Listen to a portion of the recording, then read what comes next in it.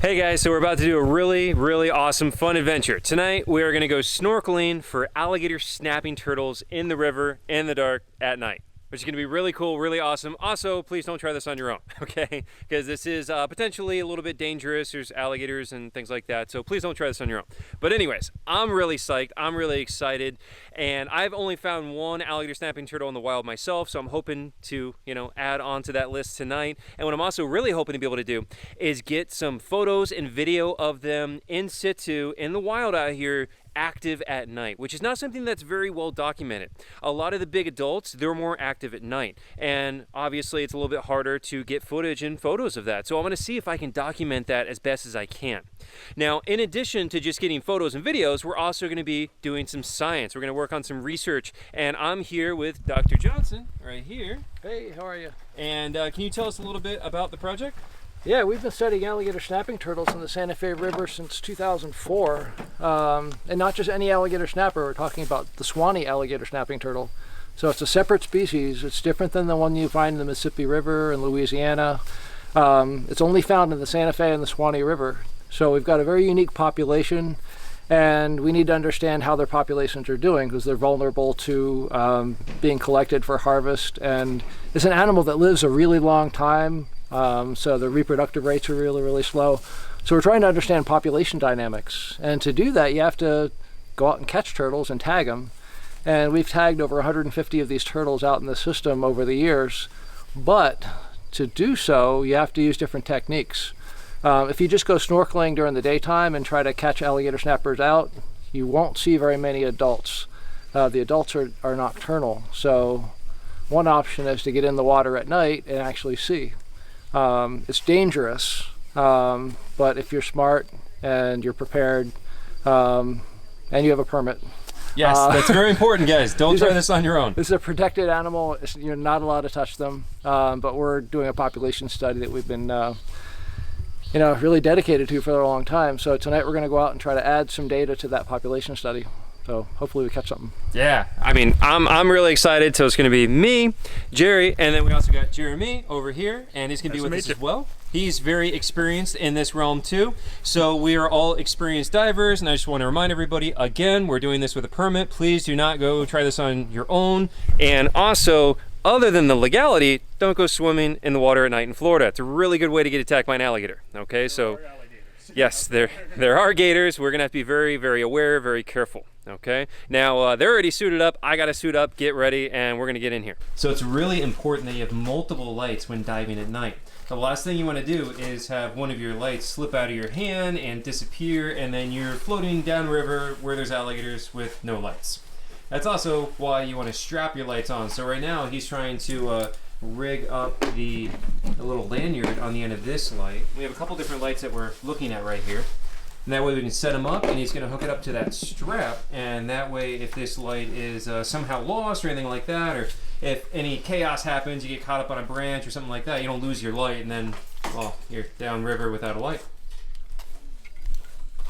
All right, so I'm going to have this light attached to my wrist right here, because my other hand is going to have a camera the whole time, can't let go of that. So I'm gonna have the camera in one hand, and then I want this hand to be able to be free. That way if we do see a turtle and we need to capture it for research, I'll have at least one hand free. Otherwise, if I'm holding the light, that's not gonna work out so well.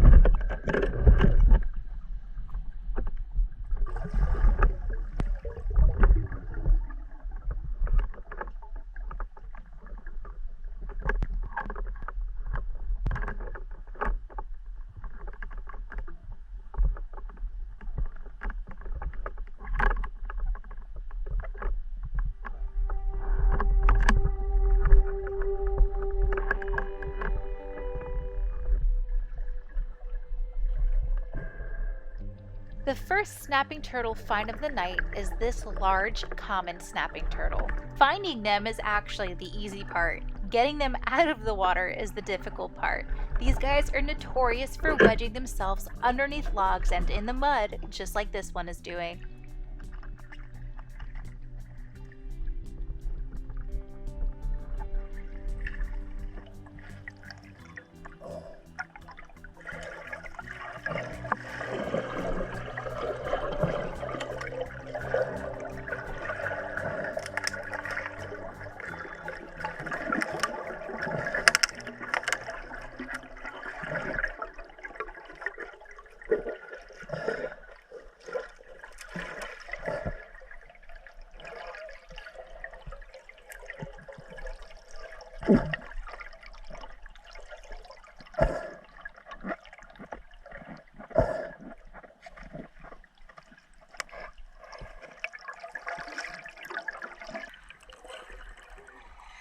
That's a huge common snapper. I don't know if we're gonna get any audio off this in the case, but if you can hear me, that's a huge common snapper. So not an alligator snapper, not what we're looking for, but definitely big and impressive, and not very happy about being caught.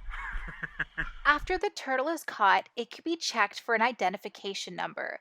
Different researchers prefer different methods of identification. Some prefer to use toe tags, others use pit tags, and some make very small holes in the turtle's shell to be able to tell which one is which. 7 from the middle. From the middle? Okay, Yep. so it's 1, there's a 2, Then 10, 20, 40, 70. looks like a 32, the best I could tell. Yeah. So the 10, the 20. 10, So the first 20, two, 10, so the 20, first and two to the left, first 2 to the left, and then the 2. and the second one on the right. Yeah. Yep. So 32. I feel like this thing is shredding my glove. Oh yeah. The claws of these things are Yeah. unreal.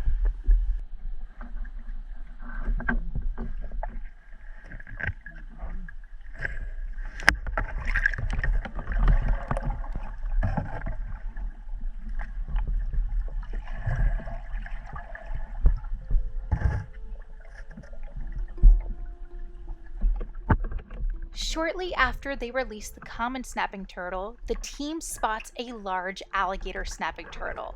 It's close to 100 pounds, and unfortunately, it wedged itself underneath a large log.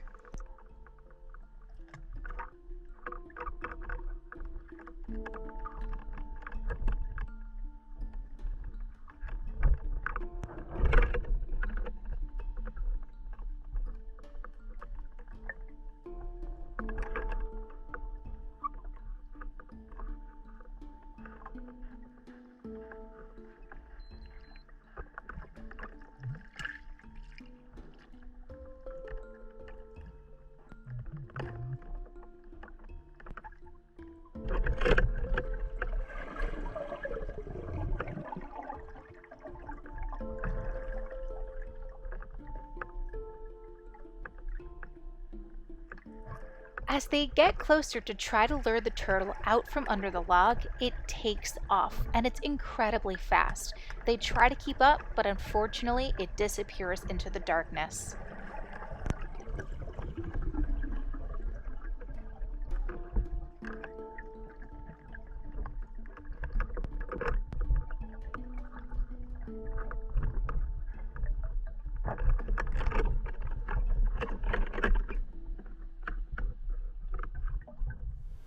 All right, so we just got out of the water. You can see your breath in the air. It is crazy out there on the water. There's just a mist over the water the whole time. It's a full moon. It was absolutely incredible to be out there, and we were semi-successful, right? Or successful? Oh, anytime we see an alligator snapper, we're successful. We're successful. Yeah. Okay. Well, we saw one. You said probably about 80, 90 pounds. Yeah. You're thinking. So we saw it. I got a little bit of footage of it, and we're checking it out. And we tried to get a closer look, and it just took off, and it just dove down in like 20 feet of water among the logs and just disappeared in the dark. So we didn't get to see it. We didn't get our hands on it, but we did get to see it. So that was really, really cool. And you count that as a success?